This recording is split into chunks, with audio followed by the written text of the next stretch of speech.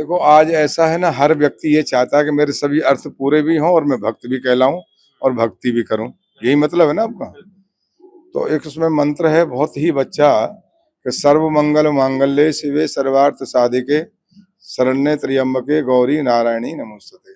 सर्वार्थ जितने भी अर्थ हैं, जो जो कामना है आपकी, जैसी जैसा भाव रखते हो, मेरे पुत्र चाहिए, मुझे धन चाहिए, मुझे अच्छा मकान चाहिए, मुझे अच्छी व्यवस्थाएं चाहिए, मुझे अच्छी जॉब चाहिए, मुझे प्रतिष्ठा चाहिए, जो जो जैसा भाव है, यम यम चिंतते कामम तम तम प्राप्नोति निश्चितम।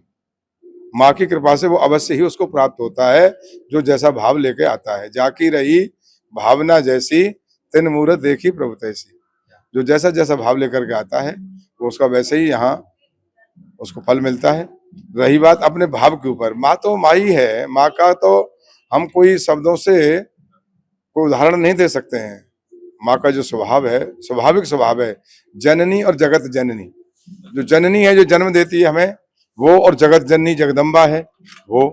तो वो तो पूरे जगत का ध्यान रखती है, विश्व का ध्यान रखती है, और सब उसके उधर से होकर के आते हैं।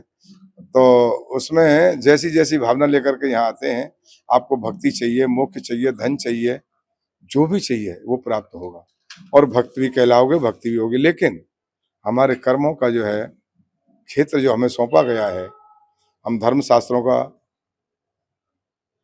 अध्ययन करें, मनन करें, चिंतन करें और उसके ऊपर चलें, तो माँ जरूर कृपा करेगी। शास्त्रों की पद्धति से हम जीवन जिए, अपने माता पिताओं की सेवा करें, माँ जगदम्बा की सेवा करें, उनका आशीर्वाद भी लें।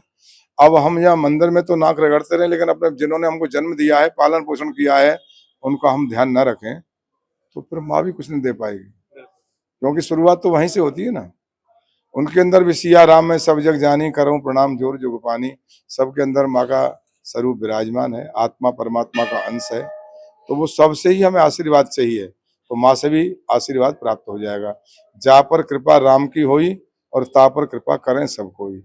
जब सबकी कृपा होगी तो माँ की कृपा होगी, माँ की कृपा होगी तो सबकी कृपा होगी।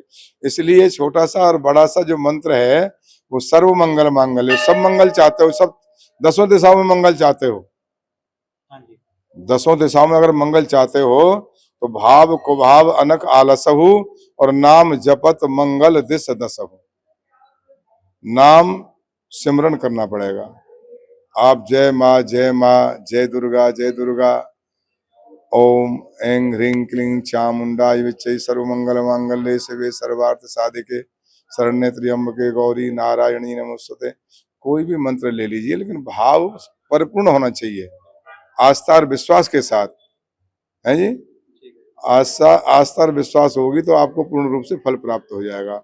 उसमें कोई संशय नहीं होना चाहिए, भाव पूर्ण रूप से हो। कहीं हो सकता है हमारे मंत्र में त्रुटि हो, कोई बात नहीं, चलेगा, लेकिन भाव में त्रुटि नहीं होनी चाहिए, भाव परिपूर्ण रहना चाहिए। हमें आहार और व्यवहार को बड़ा पवित्र और शुद्ध रखना चाहिए।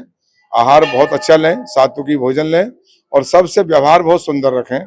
किसी से भी हम ये ना समझे कि हमारा कोई द्वेषी है, राग द्वेष से परे होकर के चलेंगे। वैसे स्वभाव है, ये प्रकृति का नियम है, वो घेरती है हमको, हम बरबस हो जाते हैं, वो जबरदस्ती हमको घेर लेती है। लेकिन उसका मतलब ये नहीं है कि हम निकल नहीं सकते, लोग निकलते भी हैं।